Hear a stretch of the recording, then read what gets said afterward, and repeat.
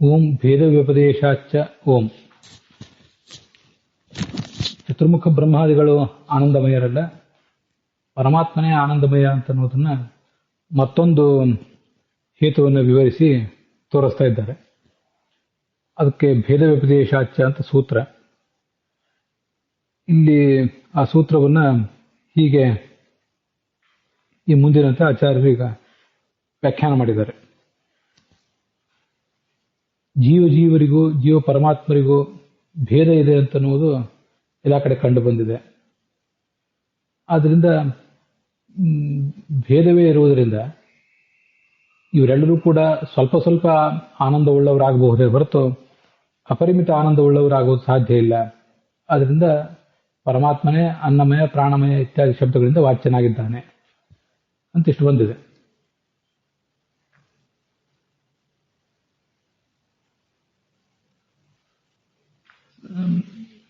ಅದರಿಂದ ಶ್ರುತವು ಪ್ರಕೃತ್ಯಾದಿ ಅಯೋಗ್ಯ ಸ್ವಾತಂತ್ರ್ಯಾದಿ ಶ್ರವಣಾತ್. ಲಕ್ಷ್ಮೀದೇವಿಯನ್ನು ಹಿಡಿದು ಇನ್ಯಾರಿಗೂ ಕೂಡ ಭಗವಂತನಿಗಿರುವಷ್ಟು ಅಪರಿಮಿತವಾದ ಸ್ವಾತಂತ್ರ್ಯ ಇಲ್ಲ. ಆದ್ದರಿಂದ ಆ ಸ್ವಾತಂತ್ರ್ಯ ಉಳ್ಳವನು ಮತ್ತೆ ಅನಿಲಯನ ಉಳ್ಳವನು, ಪೂರ್ಣವಾಗಿ ನಿರುಕ್ತನಲ್ಲದೇ ಇದ್ದವನು ಭಗವಂತನೇ ಆಗಬೇಕು ಹೊರತು ಇನ್ಯಾರೂ ಇಲ್ಲ ಅಂತ ಅಷ್ಟು ತಿಳಿದು ಬಂದಿದೆ. ಅದರಿಂದ ನ ಪ್ರಕೃತ್ಯಾದೀನ ಆನಂದಮಯತ್ವ, ಪ್ರಕೃತಿ ಬ್ರಹ್ಮ ಮೊದಲಾದವರು ಯಾರಿಗೂ ಕೂಡ ಆನಂದಮಯತ್ವ ಇಲ್ಲ. ಸಯಶ್ಚಾಯನ್ ಇತಿ ಆನಂದಮಯಸ್ಯ ಅಪಕೃಷ್ಟ ಜೀವೇಶು ಪುರುಷ ಆದಿತ್ಯ ಪದೋಪಲಕ್ಷಿತೇಷು ಸ್ಥಿತಿಕಥನಾತ್ ನ ಆನಂದಮಯ ಬ್ರಹ್ಮಾದಿ ಜೀವಸಮೂಹ ಇತ್ಯಾಶಯ. ಈ ಸಯಶ್ಚಾಯಂ ಪುರುಷೇ ಯಶ್ಚಾಸವಾದಿತ್ಯೆ ಅನ್ನೋ ಮಾತಿದೆಯಲ್ಲ, ಆ ಮಾತಿನಿಂದ ಏನು ತಿಳಿದು ಬರ್ತದೆ? ಪುರುಷನಲ್ಲಿ ಈ ಭಗವಂತ ಇದ್ದಾನೆ, ಆದಿತ್ಯನಲ್ಲಿ ಭಗವಂತ ಇದ್ದಾನೆ ಅಂತ ಹೀಗೆ ತಿಳಿದು ಬರ್ತಾ ಇದೆ. ಆನಂದಮಯಸ್ಯ ಸಯಶ್ಚಾಯಂ ಇತಿ, ಸಯಶ್ಚಾಯಂ ಎಂಬ ಮಾತಿನಿಂದ ಆನಂದಮಯನಾದವನು ಎಲ್ಲಿ ತಿಳಿದು ಬರ್ತಾ ಇದ್ದಾನೆ? ಅವನ ಅಸ್ತಿತ್ವ ಎಲ್ಲಿದೆ ಅಂದರೆ ಆನಂದಮಯಸ್ಯ ಸ್ಥಿತಿ ಕಥನಾತ್. ಆನಂದಮಯನಿಗೆ ಅದು ಸ್ಥಿತಿಯನ್ನು ವರ್ಣಿಸಿದೆ, ಹೇಳಿದೆ. ಎಲ್ಲಿ ವರ್ಣಿಸಿದೆ ಅಂದರೆ ಅಪಕೃಷ್ಟ ಜೀವೇಶು. ಅಪಕೃಷ್ಟರು ಅಂದರೆ ಕ್ಷುಲ್ಲಕರಾದಂಥವರು, ಕೆಳಗಿನವರು, ಕೆಳಗಿನ ತರಗತಿಯವರು. ಅಂಥ ಜೀವರಲ್ಲಿ ಪುರುಷ ಆದಿತ್ಯ ಪದೋಪಲಕ್ಷಿತೇಶು. ಅಲ್ಲಿ ಹೇಳಿರುವುದು ಸಯಶ್ಚಾಯಂ ಪುರುಷ ಅಂತ ಹೇಳಿದ್ದಾರೆ, ಹಾಗೆ ಆದಿತ್ಯ ಅಂತ ಹೇಳಿದ್ದಾರೆ. ಅದರ ಮೂಲಕ ನಾವು ತಗೊಳ್ಬೇಕಾದ ಯಾರನ್ನ? ಕೆಳಗಿನ ತರಗತಿಯಲ್ಲಿರುವಂಥವ್ರನ್ನ ಎಲ್ಲರನ್ನೂ ಕೂಡ ತಗೊಳ್ಬೇಕು. ಅವರೆಲ್ಲರಲ್ಲೂ ಇವನಿದ್ದಾನೆ. ಸಯಶ್ಚಾಯಂ ಪುರುಷನಲ್ಲಿದ್ದಾನೆ, ಆದಿತ್ಯನಲ್ಲಿದ್ದಾನೆ ಅಂತ ಹೀಗೆ ಹೇಳಿದರೆ ಎಲ್ಲ ಪುರುಷರಲ್ಲೂ ಇದ್ದಾನೆ ಅಂತಲೇ ಅದರ ತಾತ್ಪರ್ಯ. ಪ್ರಕೃತಿಯಿಂದ ತೊಡಗಿ ಎಲ್ಲರಲ್ಲೂ ಕೂಡ ಇದ್ದಾನೆ.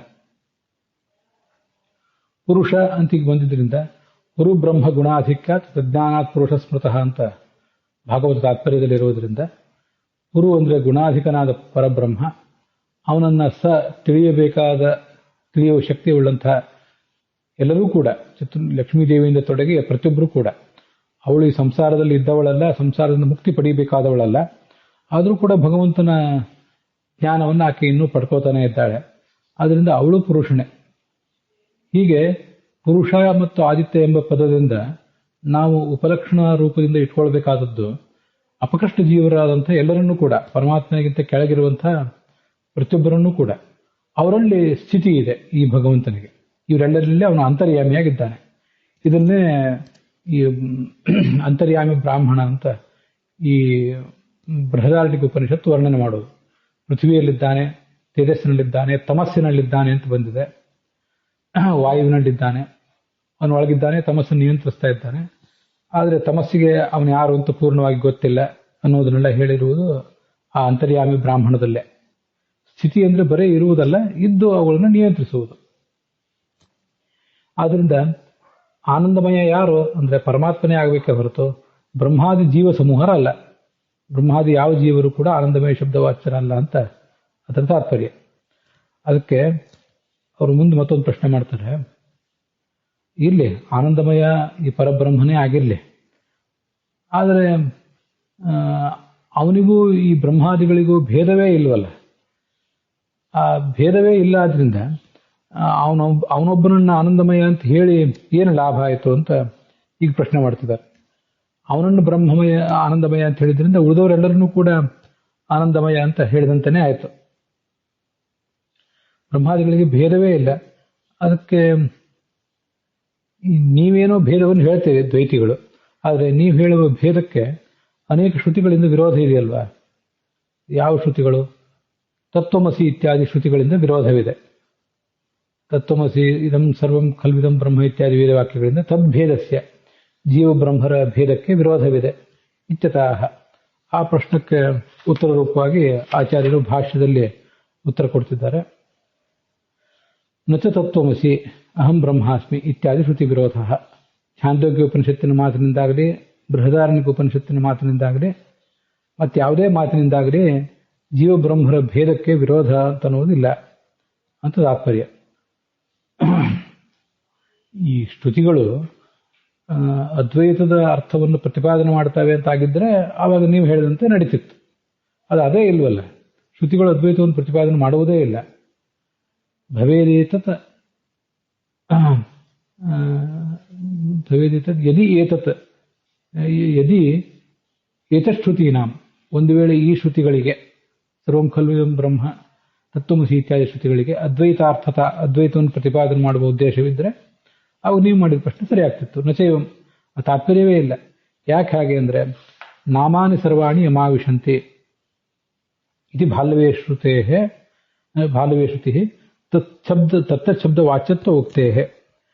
ನಾಮಾನಿ ಸರ್ವಾಣಿ ಯಮಾವಿಶಂತಿ ತಂಬೈ ವಿಷ್ಣು ಪರಮಂ ಉದಾಹರಂತಿ ಅಂತ ಅದನ್ನು ಆಚಾರ್ಯರು ಅನೇಕ ಕಡೆ ಉದ್ಧರಿಸಿದ್ದಾರೆ. ಅದು ಬಾಲ್ಯವೇ ಶ್ರುತಿ. ವಿಷ್ಣು ಅಂತ ಭಗವಂತನನ್ನು ಯಾಕೆ ಕರೀತಾರೆ ಅಂದರೆ, ವಿಷ್ಣು ಅಂದರೆ ಯಾವನಲ್ಲಿ ಎಲ್ಲವೂ ನಾಮಗಳು ಪ್ರವೇಶ ಮಾಡಿವೆಯೋ. ಎರಡರ್ಥ ಇದೆ. ವಿಷ್ಣು ಜಗತ್ತಿನಲ್ಲಿ ಎಲ್ಲ ಕಡೆನೂ ಪ್ರವೇಶ ಮಾಡಿದ್ದಾನೆ. ಹೀಗೆ ಪ್ರವೇಶಕ್ಕೆ ವಿಷ್ಣುವೇ ಕರ್ತೃ ಅಂತ ಅನ್ನೋದು ಒಂದು ಅರ್ಥ, ಅದು ಪ್ರಸಿದ್ಧವಾದ ಅರ್ಥ. ಇವನಲ್ಲಿ ಎಲ್ಲ ನಾಮಗಳು ಪ್ರವೇಶ ಮಾಡಿವೆ, ಪ್ರವೇಶ ಮಾಡಿ ಆ ವಾಚ್ಯ ಎಂಬ ರೂಪದಿಂದ ಪ್ರವೇಶ ಮಾಡಿವೆ ಅಂತ ಅರ್ಥ. ನಾಮಗಳು ಅವನ ಗರ್ಭದೊಳಗಿವೆ ಅಂತ ಅರ್ಥ ಏನಿದೆ ವಿವಕ್ಷಿತ ಅಲ್ಲ. ಆವಿಶಂತಿ ಅಂದರೆ ಎಲ್ಲ ನಾಮಗಳು ಅವನ ಕಡೆಗೆ ಹೋಗ್ತವೆ ಅಂತ ಆ ಥರ ಅರ್ಥ ಆಗುತ್ತೆ. ಹೀಗೆ ಈ ಅದ್ವೈತವನ್ನು ಪ್ರತಿಪಾದನೆ ಮಾಡುವಂತಹ ವೇದವಾಕ್ಯಗಳು ಕೂಡ ಅವನ ನಾಮರೂಪವಾಗಿವೆ ಆಗಿವೆ. ಆದ್ದರಿಂದ ಅವು ಯಾವು ಕೂಡ ಅದ್ವೈತವನ್ನು ಪ್ರತಿಪಾದನೆ ಮಾಡೋದಿಲ್ಲ. ಇದು ಶ್ರುತ್ಯ ತತ್ವಮಸಿ ಇತ್ಯಾದಿ ಶಬ್ದೈ ವಿಷ್ಣುವರೇವ ವಾಚ್ಯತ್ವ ಉಕ್ತೇ. ಇದನ್ನು ಗಮನಿಸಬೇಕು. ನೀವು ತಿಳ್ಕೊಂಡಿರುವಂತೆ ತತ್ ಅಂದರೆ ಆ ಭಗವಂತ, ತ್ವಮ್ ಅಂದರೆ ನೀನು, ಅಸಿ ಆಗಿದ್ದಿ ಅಂತ ಅರ್ಥ ಅಲ್ಲ. ತತ್ ಅನ್ನೋದು, ತ್ವಮ್ ಅನ್ನೋದು, ಅಸಿ ಅನ್ನೋದು ಎಲ್ಲವೂ ಕೂಡ ಆ ಭಗವಂತನ ನಾಮವೇ ಆಗಿದೆ ಅಂತ ಅದರ ಪ್ರತಿಪಾದನೆ ಮಾಡುವ ತಾತ್ಪರ್ಯ. ವಾಚ್ಯತ್ವ ಉಕ್ತೇ ಇತ್ಯರ್ಥಃ. ಸಂತು ಚೈತಾಃ ಶ್ರುತಯಃ ಅದ್ವೈತಪರಾಃ ತಥಾಪಿ ನ ಉಕ್ತಭೇದಸ್ಯ ತದ್ವಿರೋಧಃ. ಒಂದು ವೇಳೆ ಅವು ಅದ್ವೈತವನ್ನು ಪ್ರತಿಪಾದನೆ ಮಾಡುತ್ತವೆ ಅಂತ ತಿಳ್ಕೊಂಡ್ರೂ ಕೂಡ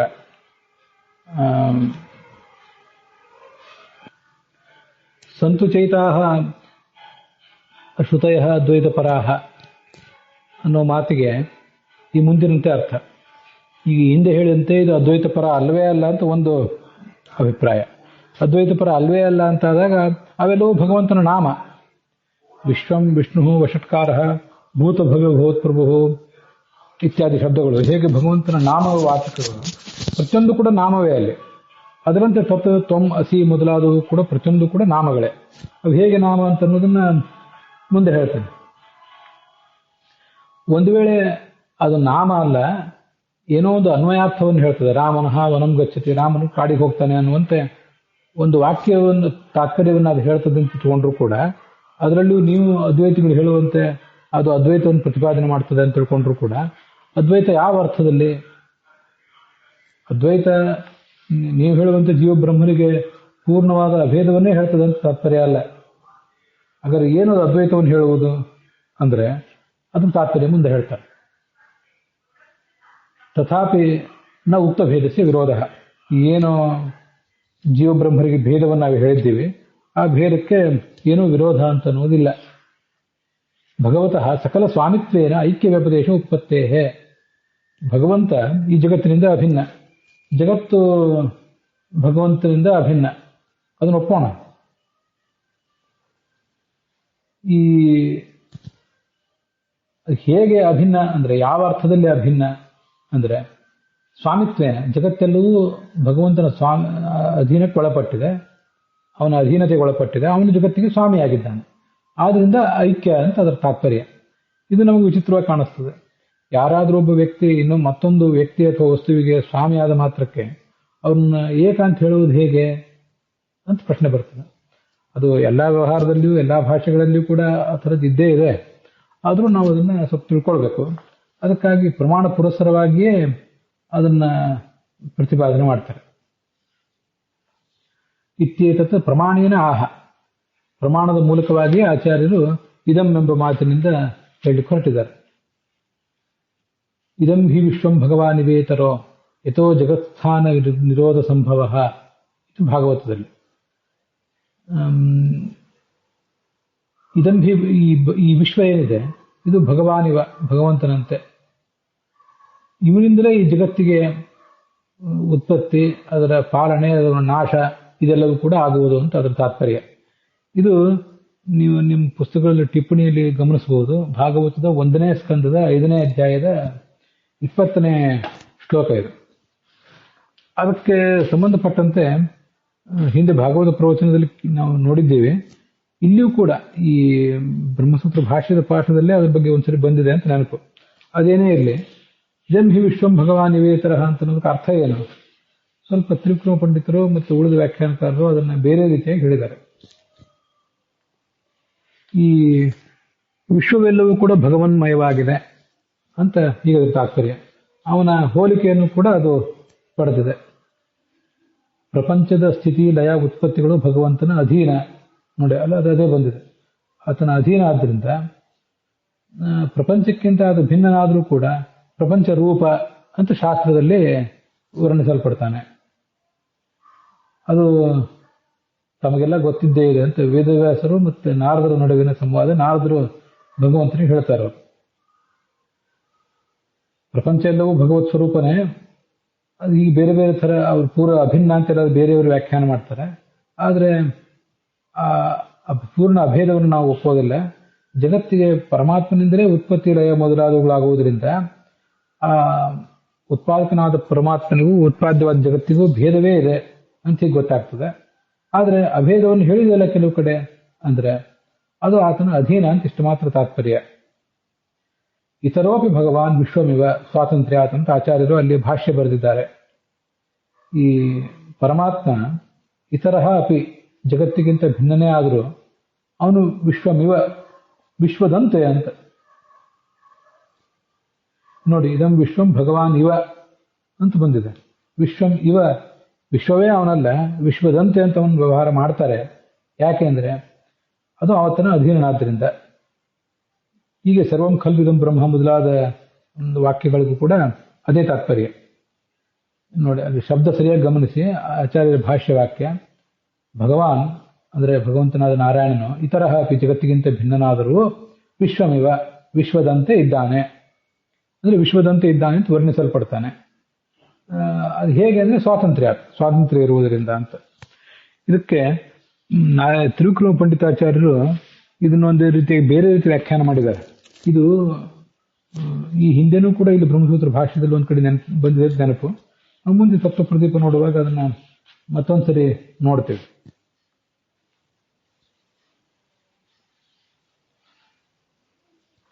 ಇದಂ ಹಿ ವಿಶ್ವಂ ತಥಾ ಹಿ ಪಂಡಿತಾಚಾರ್ಯ ವಚನಂ ಅಂತ ಗೋವಿಂದಾಚಾರ್ಯ ಸಂಪಾದನೆ ಮಾಡಿರುವ ಭಾಗವತ ತಾತ್ಪರ್ಯದಲ್ಲಿ ಬಂದಿರುವಂತಹ ವಿಚಾರ. ಇದಂ ಹಿ ವಿಶ್ವಂ, ಈ ಜಗತ್ತೇನಿದೆ, ಭಗವಾನಿವ, ಅದು ನೋಡಿ ಶಬ್ದ ಅದನ್ನ ಸ್ವಲ್ಪ ಆ ಕಡೆ ಈ ಕಡೆ ಮಾಡಿಕೊಂಡು ಅರ್ಥ ಮಾಡ್ಕೋತಾರೆ ತ್ರಿವಿಕ್ರಮ ಪಂಡಿತರು ಅಂತ ಅದರ ತಾತ್ಪರ್ಯ. ಆಚಾರ್ಯರ ಭಾಷ್ಯದಲ್ಲಿ ಏನಿದೆ, ಭಗವಂತನೇ ವಿಶ್ವದಂತೆ ಅಂತ, ಭಗವಾನ್ ವಿಶ್ವಂ ಇವ. ಆದರೆ ತ್ರಿವಿಕ್ರಮ ಪಂಡಿತರು ವ್ಯಾಖ್ಯಾನ ಮಾಡಿದ್ದಾರೆ, ಈ ವಿಶ್ವವೇ ಭಗವಂತನಂತೆ, ಭಗವಾನ್ ಇವ, ಭಗವಂತನಂತೆ ಅದಿದೆ. ಇತರಹ, ಯತಃ ಆ ಭಗವಂತ ಭಿನ್ನನೇ, ಅವನಿಂದಲೇ ಈ ಜಗತ್ತಿನ ಪಾಲನೆ ಮೊದಲಾದವುಗಳಾಗುವುದು. ಇದಂ ವಿಶ್ವಂ ಭಗವಾನ್ ಇವ, ಈ ವಿಶ್ವವು ಭಗವಂತನಂತೆ ಇದೆ. ತದಧೀನತ್ವ ಸತು ಇತರ, ಅದು ಜಗತ್ತು ಭಗವಂತನ ಅಧೀನ, ಅವನು ಮಾತ್ರ ಈ ಜಗತ್ತಿಗಿಂತ ಭಿನ್ನ. ಯಸ್ಮಾತ್ ಭಗವತಃ ಸೃಷ್ಟ್ಯಾಧಿಕಂ ಸೃಷ್ಟ್ಯಾದ್ಯಷ್ಟಕಂ, ಸೃಷ್ಟಿ ಮೊದಲಾದ 8 ಎಲ್ಲವೂ ಕೂಡ ಆಗುವುದು ಈ ಭಗವಂತನಿಂದ ಅಂತ ಹೀಗೆ ತ್ರಿವಿಕ್ರಮ ಪಂಡಿತರು ಅದನ್ನು ವ್ಯಾಖ್ಯಾನ ಮಾಡಿದ್ದಾರೆ. ಇದು ತ್ರಿವಿಕ್ರಮ ಪಂಡಿತರು ವ್ಯಾಖ್ಯಾನ ಮಾಡಿದ್ದು ತತ್ವ ಪ್ರದೀಪದಲ್ಲೇ. ಈ ಹಿಂದೆ ಅದೊಂದ್ಸರಿ ಎಲ್ಲೋ ಬಂದಿದೆ. ಮತ್ತು ಈಗಿನ ಪಾಠ ಮುಂದುವರೆದಾಗ ತತ್ವ ಪ್ರದೀಪವನ್ನು ನಾವು ನೋಡಿದಾಗ ಅಲ್ಲಿ ಮತ್ತೊಂದ್ಸರಿ ಅದನ್ನು ನಾವು ಗಮನಿಸಬಹುದು. ಈಗ ನಾನು ಯಾದವಾರ್ಯರ ವಾಕ್ಯ ಓದ್ತಾ ಇದ್ದೇನೆ, ಅದನ್ನು ಗಮನಿಸ್ಬೇಕು ನೀವೆಲ್ಲ. ವಸ್ತುತಃ ಜಗತಃ ಭಿನ್ನೋಪಿ ಇತರೋಪಿ, ಆಚಾರ್ಯರ ಭಾಷ್ಯ ತಾತ್ಪರ್ಯ ವಾಕ್ಯವನ್ನು ಯಾದವಾರ್ಯರು ವ್ಯಾಖ್ಯಾನ ಮಾಡಿರ್ತಾರೆ. ವಿಜಯಧ್ವಜರು ಸಾಮಾನ್ಯವಾಗಿ ತಾತ್ಪರ್ಯ ವ್ಯಾಖ್ಯಾನ ಮಾಡೋದಿಲ್ಲ. ಇತರಹ ಅಪಿ, ಜಗತ್ತಿಗಿಂತ ಭಿನ್ನನೇ ವಸ್ತುತಃ ಜಗತಃ ಭಿನ್ನೋಪಿ ಯಾದವಾರ್ಯರ ವ್ಯಾಖ್ಯಾನ. ಈ ಭಗವಂತ ಜಗತ್ತಿಗಿಂತ ಭಿನ್ನನಾದರೂ ವಿಶ್ವಂ ಇವ ಅಂದ್ರೆ ವಿಶ್ವ ಅಭೇದೇನ ಉಚ್ಯತೆ, ವಿಶ್ವಕ್ಕಿಂತ ಅಭಿನ್ನ ಎಂಬುದಾಗಿ ಹೇಳಲ್ಪಡ್ತಾನೆ. ಎಲ್ಲಿ ಅಂದ್ರೆ ಸರ್ವಂ ಖಲ್ಲು ಇದಂ ಬ್ರಹ್ಮ ಇತ್ಯಾದವು ನತು ವಾಸ್ತವಾಭೇದೇನ, ವಾಸ್ತವಿಕವಾಗಿ ಅಭೇದವನ್ನೇ ಇಟ್ಟುಕೊಂಡು ಅದನ್ನು ಹೇಳೋದಿಲ್ಲ. ತತ್ರ ಕಿಂ ನಿಮಿತ್ತಂ, ಏನದು ಕಾರಣ ಅಂತ ಕೇಳ್ಕೊಂಡು ಯಾದವಾರ್ಯರು ಪ್ರಶ್ನೆ ಮಾಡಿಕೊಂಡು ಸ್ವಾತಂತ್ರ್ಯ ಅಂತ ಆಚಾರ್ಯರ ಮಾತನ್ನು ಉದ್ಧರಿಸ್ತಾರೆ.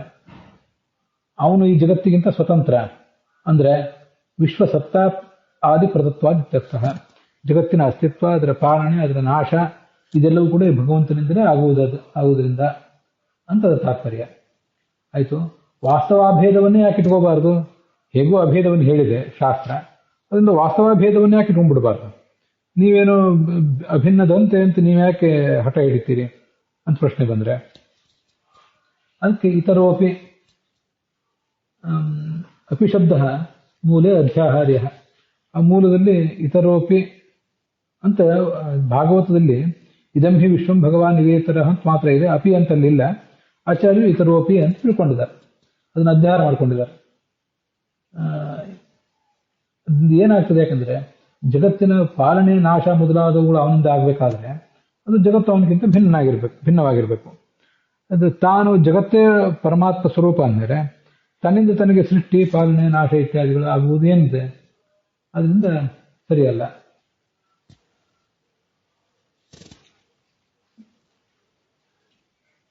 ಈ ಭಾಗ ಇಲ್ಲಿಗೆ ಸಮಾಪ್ತವಾಗಿದೆ.